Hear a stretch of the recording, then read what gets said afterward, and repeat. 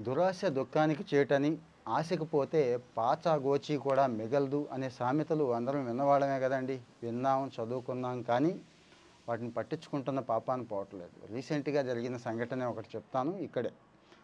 రాజమండ్రి పక్కన అమలాపురంలో జరిగిన సంఘటన అండి. ఒక కొడుకు తండ్రిని కారుతో గుద్ది చంపేపోయాడండి. చంపించేయడానికి ట్రై చేశాడు. అంటే స్వయంగానే.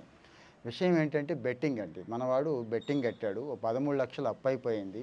అయితే తండ్రి పేరు మీద కావాలనే ఇన్సూరెన్స్ చేశాడు. ఆ 13,00,000 ఎలా క్లియర్ అవుద్ది అనుకుంటే, ఇగో ఆయన చనిపోతే క్లియర్ అవుద్ది కాబట్టి ఆయన్ని ఏదో పని ఉందని చెప్పి పిలిపించాడు. ఉన్న చోటకి వచ్చాడు. 500 1000 ఇచ్చాడు ఇతనికి. వెళ్ళిపోతున్నాడు. బైక్ మీద వెళ్ళిపోతున్నాడు. ఈడు అప్పటికి ఒక కారు మాట్లాడుకొని రీసెంట్‌గా నిన్న జరిగిందే, కావాలంటే చెక్ చేసుకోండి అమలాపురంలో. ఆయన్ని గుద్దేశాడండి. గుద్దేసి వెళ్ళిపోయాడు. చచ్చిపోయాడేమో అనుకున్నాడు. కానీ ఆ తర్వాత ఆ క్రైమ్ జరిగిన తీరు వగైరా ఇవన్నీ విశ్లేషించాక పోలీసులకి దొరికిపోయాడండి. మనవాడు దొరికిపోయాడు. ఇది పరిస్థితి. బెట్టింగ్ అండి. ఈ బెట్టింగ్ అనేది ఏట్లో చింతపండు పిసకడం లాంటిది అనేది తెలిసినా కూడా చాలామంది, అంటే బూడిదలో పోసిన పన్నీరు అంటారు చూడండి.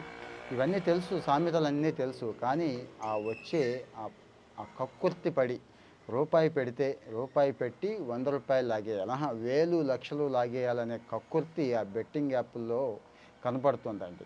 160,00,00,000 విజిట్లు వచ్చినాయంటే ఆలోచించండి. ఏది టాప్ 4 బెట్టింగ్ సైట్స్ ఏవైతే ఉన్నాయో ఇండియాలో వాటికి 160,00,00,000 విజిట్లు ఒక్క సంవత్సరంలో వచ్చింది. బెట్టింగ్‌లో కోల్పోతుంది ఎంతో తెలుసా? 8,00,00,000 అండి. భారతదేశం మొత్తం మీద, అంటే అఫీషియల్ గణాంకాల ప్రకారం 8,00,00,000 మన వాళ్ళు బెట్టింగ్‌లో కోల్పోతున్నారండి. కోల్పోవటం అంటే ఏం కాదు. వెళతారు, పెట్టుబడి పెడతారు, అప్పు తెచ్చి పెడతారు, వడ్డీలకి తెస్తారు, దొంగతనాలు చేస్తారు. ఇప్పుడు చూసాం కదా! జీతాల దగ్గర నుంచి ఇక అన్నీ ముడిపెట్టేస్తారు. ఇంట్లో ఉన్నయి అమ్మేస్తారు. పెళ్ళాం పుస్తెలను కూడా తాకట్టు పెట్టేసి బెట్టింగ్ కాస్తున్న మహానుభావులు ఎంతోమంది ఉన్నారండి. ఇది ఎక్కడొస్తోంది సమస్య అంటే పెంపకంలోనే స్టార్ట్ అవుతుందండి. చిన్నప్పుడే మొదలైపోతుంది చూడండి. చిన్న చిన్న గేమ్స్‌తో మొదలెడతారు మన వాళ్ళు. తర్వాత అందులో ఆ కాయిన్స్ వస్తాయి, ఈ కాయిన్స్ వస్తాయి. అంతవరకు ఒక లెవెలు. ఆ తర్వాత రూపాయి, రూ. 2, రూ. 10, రూ. 20 పెట్టుబడి. అక్కడ డబ్బులు అలవాటు పడతారు. ఇక తర్వాత చాలా ఈజీగా ఉంది కదా! ఈజీ మనీకి వెళ్ళిపోదామని చెప్పి ఇక ఇందులో కూర్చుంటారు. ఎంత దారుణం జరుగుతుందంటే బాగా బతికిన వాళ్ళు కూడా చితికిపోతున్నారండి. 15 లక్షల ప్యాకేజ్ ఉన్నవాళ్ళు కూడా, జాగ్రత్తగా వినండి, కోట్లు పర్సనల్ లోన్లు తీసేసుకొని 90 లక్షల కోటి రూపాయలు పర్సనల్ లోన్ తీసుకొని బెట్టింగ్ పెట్టేసి ఆ పర్సనల్ లోన్ ఇచ్చిన వాడు వచ్చి ఇంటి మీద పడితే ఇళ్ళు పొలాలు అమ్ముకొని ఉద్యోగాలు పోగొట్టుకున్న వాళ్ళు నాకు చాలామంది తెలుసండి. రీసెంట్‌గా ఒక కుర్రాడైతే ప్రిపేర్ అవుతున్నాడు. ఎగ్జామ్స్ కోసం ప్రిపేర్ అవుతున్నాడు. ఉద్యోగం కోసం ఇంకా ఏమీ రాలేదు. బెట్టింగ్ యాప్ ఎలా అలవాటయిందో తెలీదు. ఇంట్లో ఉన్న సొమ్ము మొత్తం పాపం ఏదో ఖర్చుల కోసమని తెచ్చుకుంటే 8 లక్షలు అండి. 8 లక్షలు కూడా మొత్తం బెట్టింగ్ యాప్‌లో పోగొట్టేశాడు. ఇక ఈ వీడియో చూస్తున్న తల్లిదండ్రులైతే ఎంతోమందికి తెలుసు, ఈ అనుభవం ఉంది. ఇంట్లో ఎంతుంటే అంత తీసుకుపోవడం, ఆ కారణం ఈ కారణం చెప్పేసి తల్లిదండ్రుల దగ్గర గుంజడం, ఇవ్వకపోతే ఏం చేస్తారో తెలుసు. ఈ మధ్య లోన్ యాప్‌లు ఉన్నాయి కదండీ! 5, 10,000 ఇచ్చేవాళ్ళు. వాళ్ళ దగ్గరికి వెళ్లి తీసేసుకోవడం, తర్వాత తల్లిదండ్రులు బాధపడడం, ఇవన్నీ మనం చూస్తున్నవే కదా!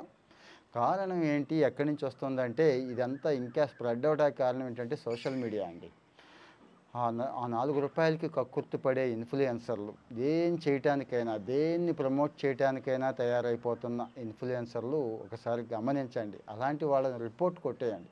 వాడు ఎంత మంచి కంటెంట్ ఇచ్చినా సరే, అందులో బెట్టింగ్ యాప్ ప్రమోట్ చేశాడు అంటే ఎలాగో మీరు ఆయన్నేం చేయలేరు. రిపోర్ట్ కొట్టండి.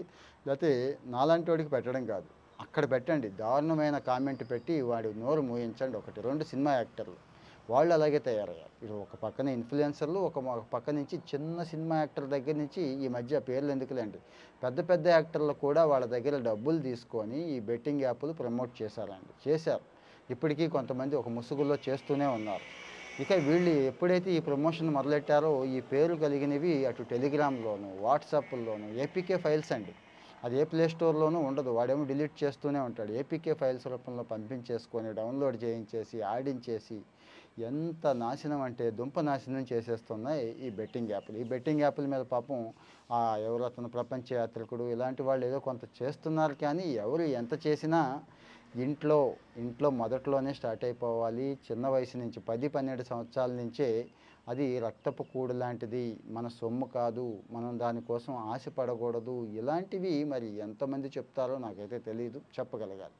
అవి పిల్లలకి ఎప్పుడైతే అవి కరెక్ట్‌గా అలవాటు చేయగలుగుతామో, అప్పుడు ఖచ్చితంగా వీటి నుంచి విరుగుడు ఉంటుంది. రెండోది, ఇంకా మానట్లేదు వీళ్ళన్నప్పుడు కాస్త సెషన్స్‌కి తీసుకెళ్ళండి. సైకియాట్రిస్ట్‌లకి చూపించండి. మగపిల్లలేనా అంటే ఆడపిల్లలు కూడా ఉన్నారండి. కుర్రాళ్ళు, చిన్నాళ్ళేనంటే పెద్దాళ్ళు కూడా ఈ వ్యసనానికి బలైపోతున్నారు ఇప్పుడు. ఈ ఐపీఎల్ వగైరా ఈ బెట్టింగ్ ఒకటైతే, ఇక నిరంతరం జరిగే బెట్టింగ్ ఒకటి. రకరకాల రమ్మీలు, పోకర్లు ఏవో ఉన్నాయి. నాకైతే ఆ పేర్లు సరిగ్గా కూడా తెలీదు. ఇన్ని జరుగుతున్నాయండి. ఇన్ని జరుగుతున్నాయి. మరి ఈ సెలబ్రిటీలని, ఈ యాక్టర్లని ఆ రకంగా చూడాలి. ఇక ఈ సోషల్ మీడియాలో కూడా ఈ కొత్త algorithms, AI based algorithms develop చేస్తే బెటరేమో అనిపిస్తూ ఉంటుంది. ఇలాంటి బెట్టింగ్ ఎవడైతే పోస్ట్ చేస్తున్నాడో, ఎవరైతే ప్రమోట్ చేస్తున్నారో, ఆ ఫేస్‌బుక్ వాడికి, ఇన్‌స్టాగ్రామ్ వాడికి, ట్విట్టర్ వాడికి, వీళ్ళకి ఆ శక్తి ఉంది కదండీ! యూట్యూబ్ వాడికి కనిపెట్టేయొచ్చు. యెస్, ఇది బెట్టింగ్ యాప్ ప్రమోషన్ అని అక్కడితో కంట్రోల్ చేసేయొచ్చు వాళ్ళని. కానీ అక్కడ కూడా జరగట్లేదు. దీని మీద కూడా ప్రభుత్వాలు గట్టిగా ఆలోచించి, గట్టిగా నిర్ణయం తీసుకోకపోతే తరాలు తరాలు పాడైపోతాయి, కుటుంబాలు నాశనం అయిపోతాయి, కాపురాలన్నీ కూడా చెల్లాచెదరైపోతాయండి. ఇక్కడ కాస్త రాజకీయ నాయకులు కూడా గట్టిగా ఆలోచించి దీని మీద చాలా గట్టి చట్టాలు, మామూలు చట్టాలు కాదు, చాలా గట్టి చట్టాలు తేకపోతే, అంటే ఒకప్పుడు జూదం వగైరా ఉండేది, వ్యసనం ఎక్కడికో వెళ్ళి, ఏ క్లబ్‌కో వెళ్ళి, ఏ పేకాటో ఆడుకొని అది కూడా జనాభాలో 1, 2% ఉండేవాళ్ళు. ఇప్పుడు జనాభాలో 15, 20, కొన్ని సొసైటీల్లో అయితే 30% రెగ్యులర్‌గా బెట్టింగ్ యాపులు వాడుతున్నటువంటి సొసైటీలు, అంటే ఆ ఊళ్ళు కానీ, స్టేట్స్ కానీ, ఓవరాల్‌గా దేశం కానీ తయారైపోయింది. 8,00,000 కోట్లు పోతుందంటే ఒక్కసారి ఆలోచించండి. 160 కోట్ల హిట్లు రావడం ఏంటండి భారతదేశంలో? 140 కోట్ల జనాభాకి, అంటే యావరేజ్‌గా ఒకడు ఒక హిట్ కంటే ఎక్కువే ఇచ్చాడు అన్నట్టు. అంటే అంత సెర్చ్ జరుగుతోంది. ఆశ, సంపాదించేద్దాం, ఎవడో ఒకడి సొమ్ము లాగేసుకుందాం, దొబ్బేద్దాం. ఇది ఆ రకమైన మరి మనస్తత్వాన్ని మనకి ఎక్కడి నుంచి వచ్చింది? మన భారతీయ సంస్కృతిలో గానీ, మన నాగరికతలో గానీ లేదు కదా! కానీ ఇక్కడ ఎక్కడి నుంచి వచ్చింది అంటే ఇదే. మరి కొత్త అలవాట్లు వస్తున్నాయి. అవి పోగొట్టుకోవడానికి కొన్ని విషయాల్లో ఇంటి స్థాయిలో పేరెంట్స్‌గా మనం తీసుకోవాల్సిన జాగ్రత్త మనం తీసుకోవాలి. అటు ప్రభుత్వాలు తీసుకోవాల్సిన జాగ్రత్తలు ప్రభుత్వాలు తీసుకుంటే బావుంటుందని నా ఉద్దేశం. ఇలాంటి వీడియోలు మీకు నచ్చుతున్నాయా? కామెంట్‌లో మీ ఒపీనియన్ చెప్పండి. ఫాలో అవుతూ ఉండండి. Thank you.